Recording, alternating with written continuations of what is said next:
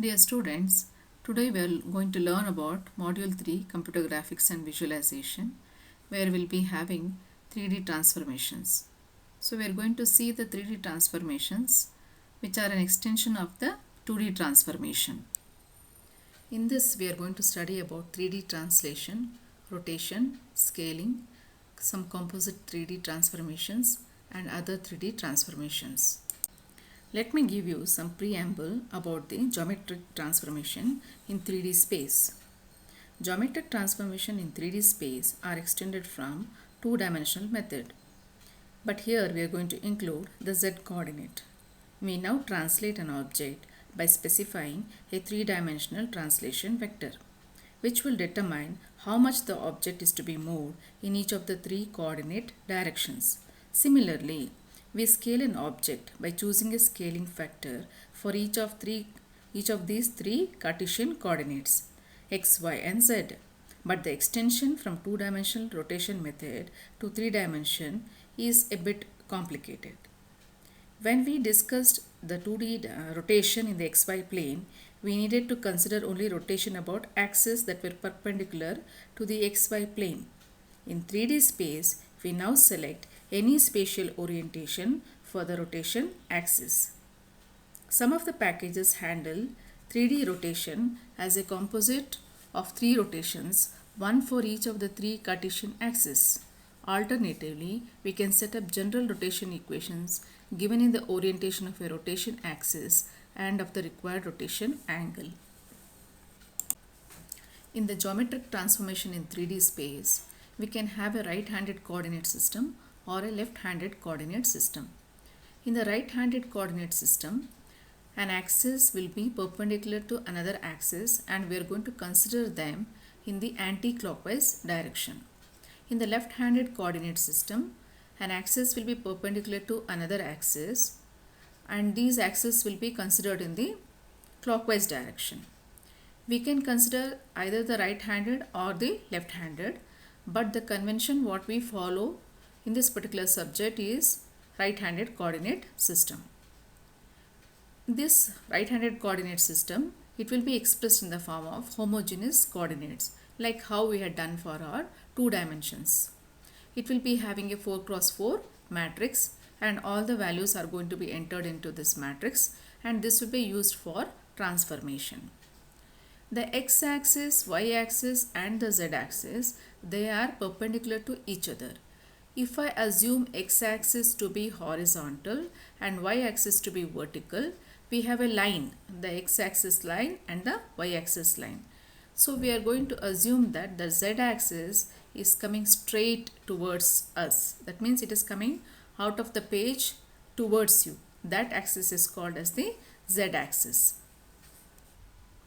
The first transformation what we will talk about is a 3D translation.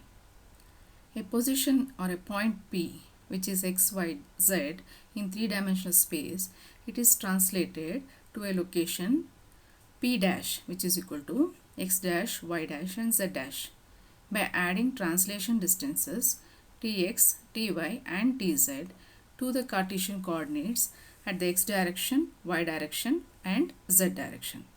So we have the values x dash, y dash and z dash relative to the x value of the point plus the translation with respect to x value and respectively for the y and z. We can express this three-dimensional translation operation in a matrix form. You can see the matrix form here, which is a 4x4 dimension. And now the coordinate positions P and P naught, that is the original point P and the transformed point P naught, that is the translated point P naught, are represented in a homogeneous coordinate system with a 4-element column matrices. And the translation matrix, it is given by a 4x4 matrix. An object is translated in 3 dimensions by transforming each of the coordinate position for the object and then reconstructing the object at the new location. For an object represented as a set of polygon surfaces, like in this case where we have a rectangular box, we are going to translate each and every vertex on its surface and then we are going to redisplay these polygon faces at the translated positions. Adding to the content what I just told, here you can see the point P has been translated to a point called as P dash. This is a single point, and we have also have an object. This object, it is some solid object. This solid object is also translated.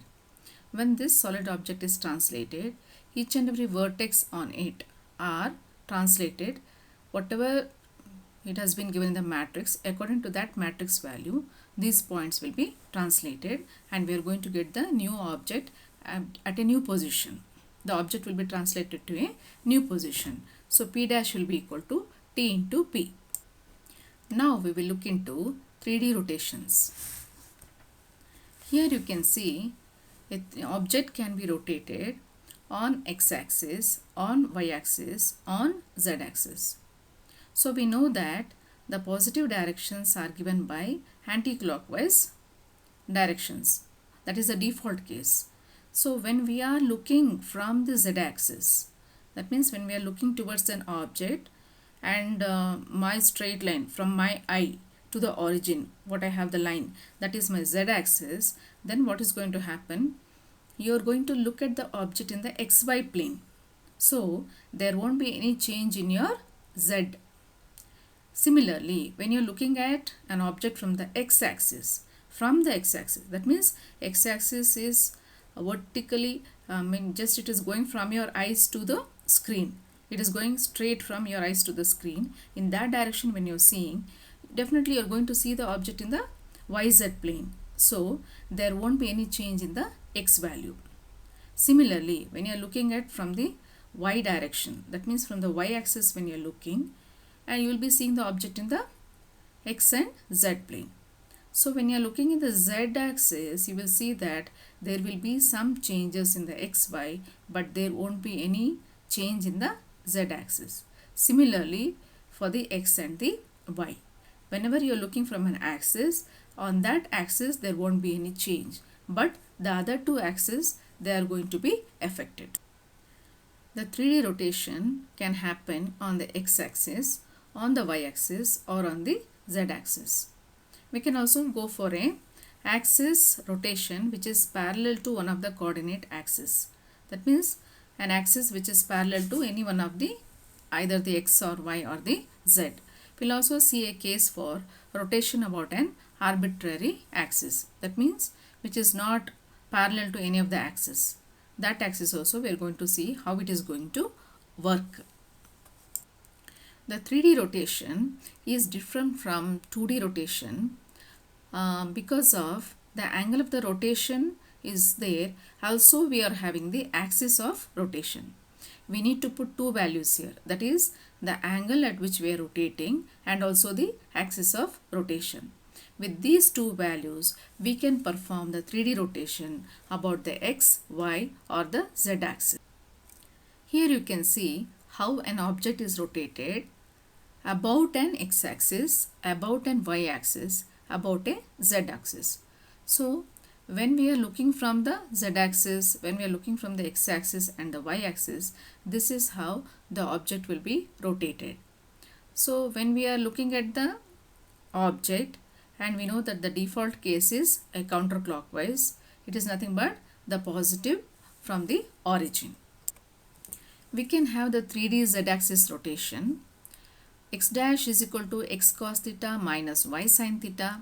Y dash is equal to x sin theta plus y cos theta. These two equations are the same thing what we had derived in our 2D rotation. I hope you people remember it. So we are having the 3D rotation means it is an extension of the 2D. So we have the 2D rotation. The same thing now I am going to add my z. So along the z-axis rotation, I am going to have z dash is equal to z. So when we have to change this to x-axis and the y-axis, it is very simple. So what we have to do, we just have to go for change the x value to y, change the y value to z and change the z value to x in the next set of equation. So wherever we had x, now I am going to replace x with y.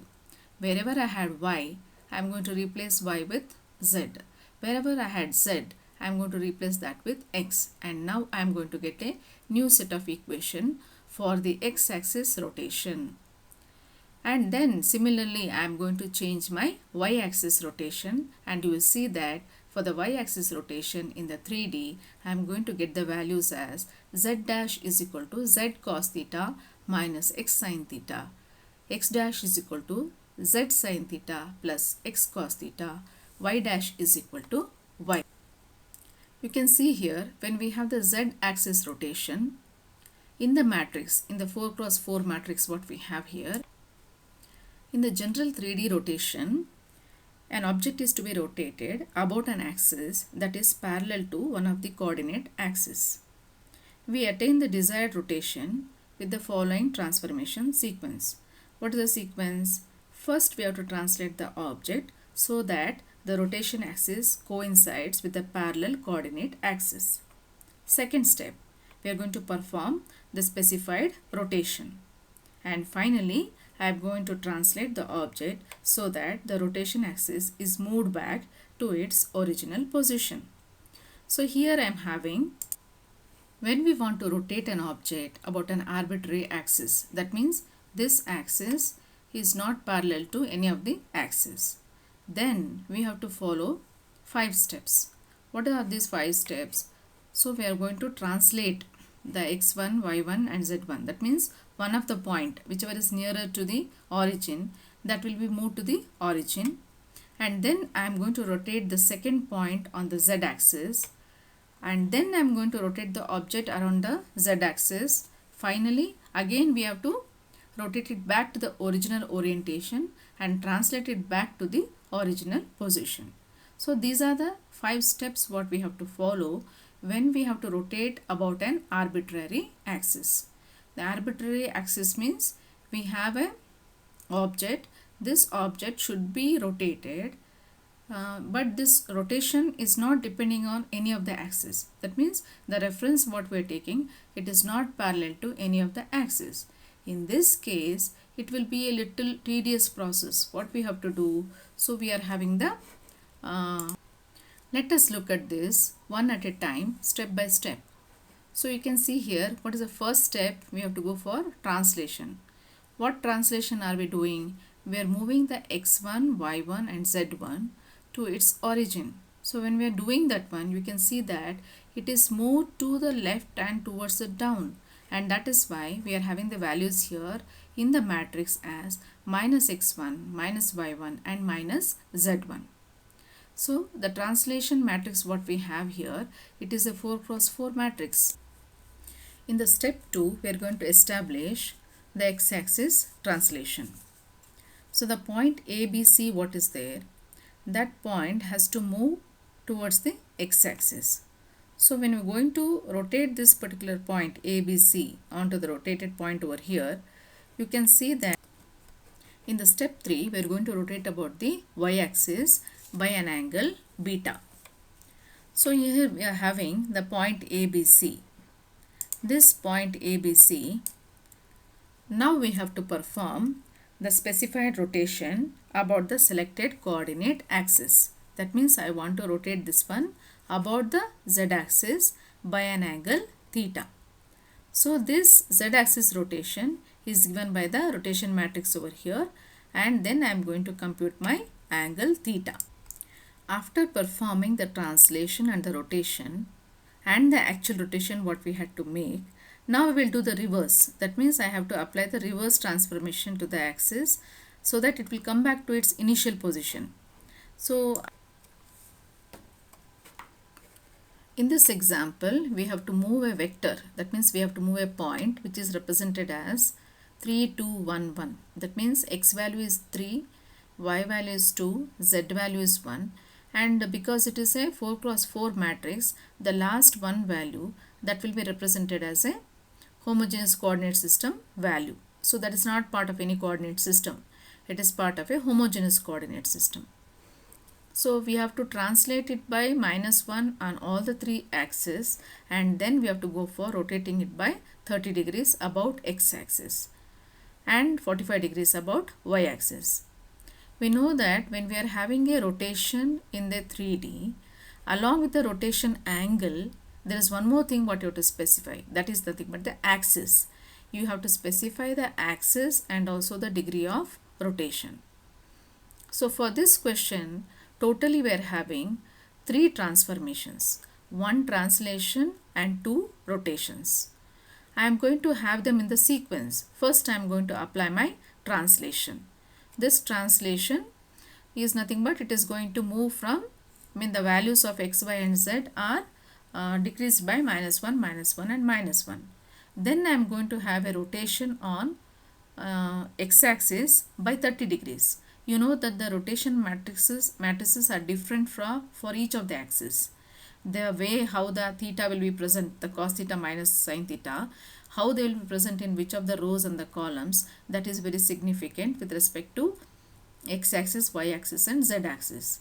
So we have this here as 30 degree. So first we are going to represent a 4 cross 4 matrix here, and about the x-axis, that is why here you will be having only at the center, and then I am going to substitute for the theta 30 degrees. Next matrix is about y-axis. For the y-axis I am going to substitute my 45 degrees. After I substitute these values, now you will see I am going to get my t into x, which will be a 4 cross 4 matrix, and when I multiply this with my point what I have, that means the point which is initially taken as the input, that is 3211. When I multiply, then you will see that I am going to get a new value. So the point 3211, after translated and after 2 rotations, now it has been changed to a new value. You can see that the value 3 has been changed to 1.768. The value 2 has been changed to 0.866, and the one which was positive in the previous case, after it gets translated and rotated twice, you will see that it has become a negative value. So these are the changes what is going to happen when we are going for a transformation in 3 dimension. You have to consider a 4 cross 4 matrix for rotation as well as translation, and also for the scaling what we are going to study in the next slide. Next transformation is the 3D scaling. In the 3D scaling, we can change the size of an object by making use of the scaling transformation. What is done in the scaling? We are actually going to increase the size of the object or decrease the size of an object. That means the dimension of the object will be changed. When we are going for increasing the size of an object, then we are saying that we are scaling up. So whenever we are scaling up, this scaling can be achieved by multiplying the original coordinates of the object with a scaling factor. And when we are going to multiply this, you are going to get the desired result. The opposite is going to happen whenever you are going for a scaling in the reverse direction. In the 3D scaling, the matrix expression for the 3D scaling is given by P is equal to x by z, which has been transformed to P dash is equal to x dash, y dash and z dash, which is relative to the coordinate origin, and it is an extension of the 2D dimension scaling. Same thing how we had done in the scaling, now we have to go for doing it in the 3 dimension also, but in this case what is going to happen? We are going to include another dimension which is called as the z. So in this scaling, we are going to have the changes in the position of the object, and this will be related to the coordinate origin. A parameter value whichever is greater than 1, it will move a point farther from the origin in the corresponding coordinate direction. Similarly, when we are having a parameter value which is less than 1, then the object will be moving closer to the origin in that coordinate system. Also, if the scaling parameters are not equal, relative dimensions of a transformed object are changed. When we preserve the original shape of an object with a uniform scaling, that means where we will be having Sx is equal to Sy is equal to Sz, then we say the object is uniformly scaled along all these axes. So we are going to provide a uniform scaling whenever it is required. you can go for giving the equal values for Sx, Sy and Sz. In the scaling, we can change the coordinate of the object. You can see here we are having the P dash is equal to S into P, where P dash is the scaled point or an object. So if it is a point, means we will be just having x dash, x, y and z. If it is an object, means we can have multiple x, y, z.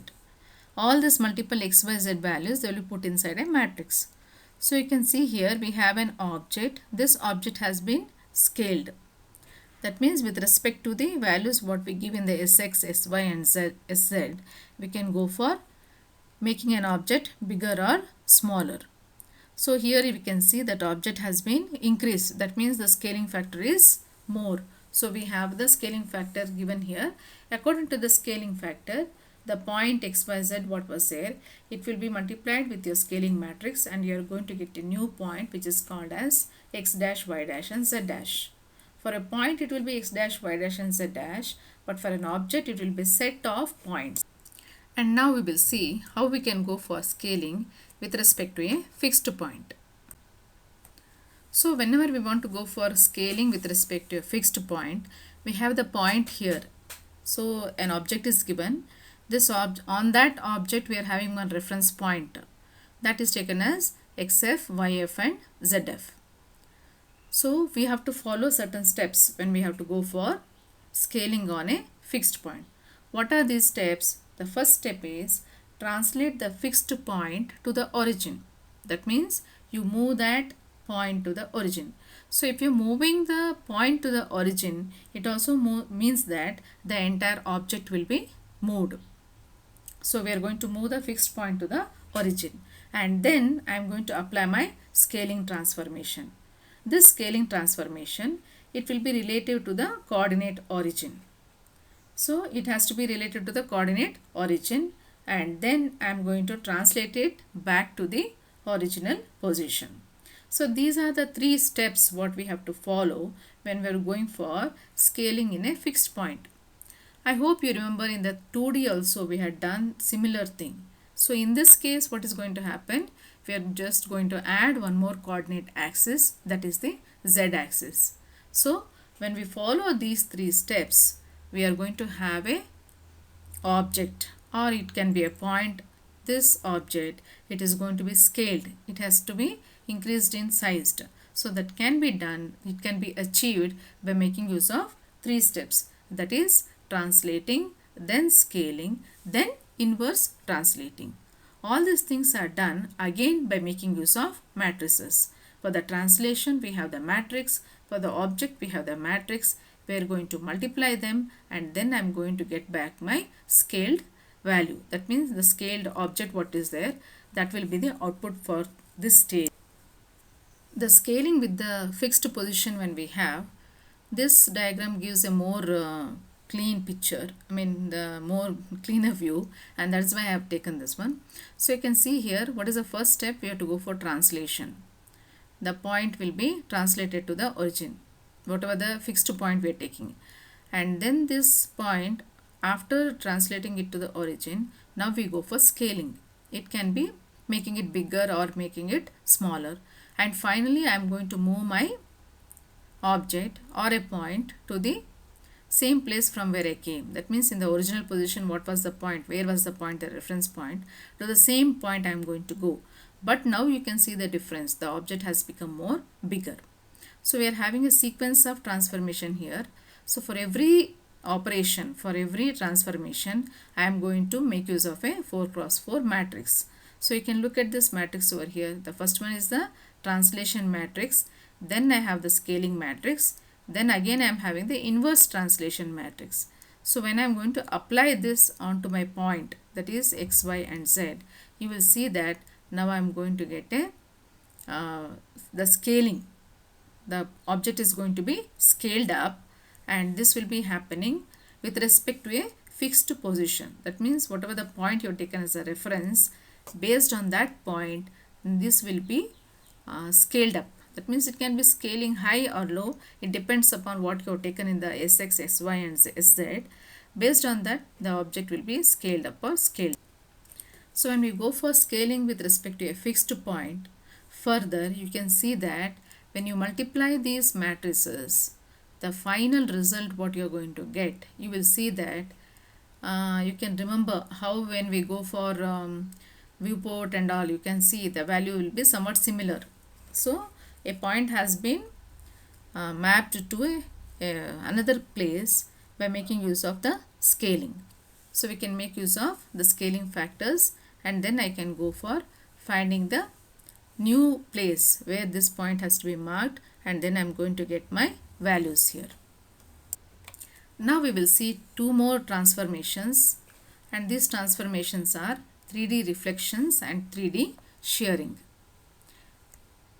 A reflection is when we are going to have a when whatever the object is there, when we are going to rotate it by 180 degrees and the face should be the same thing, then we are going to have a reflection. So we can have the reflection also represented as a matrix. In the matrix we are going to represent, and then I am going to get my final output for the reflection. When you go for shearing, what we are going to do, we are going to elongate the object either in the x direction or in the y direction or in the z direction. The elongation of the object is going to happen. Once the elongation is going to happen, then you can see that this effect is called as shearing. So whenever you are having a reflection, this reflection will be along the some plane. So a reflection is going to happen along some plane. So we have a reflection here along the xy plane. When you have a reflection along the xy plane, this is the matrix what will be present for the reflection.